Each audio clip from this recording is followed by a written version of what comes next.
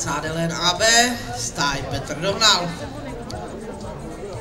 A Veronika Klárová z Vendy.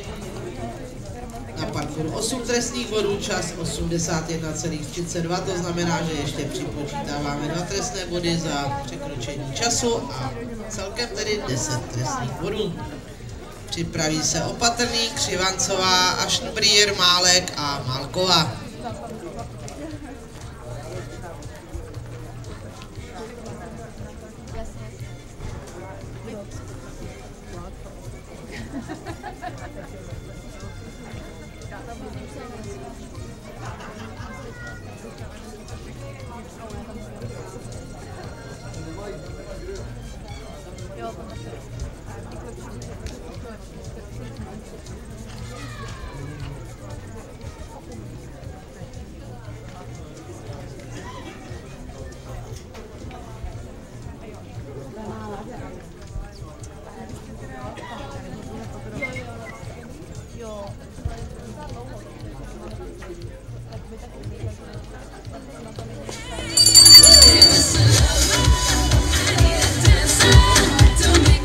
Aleš Opatrný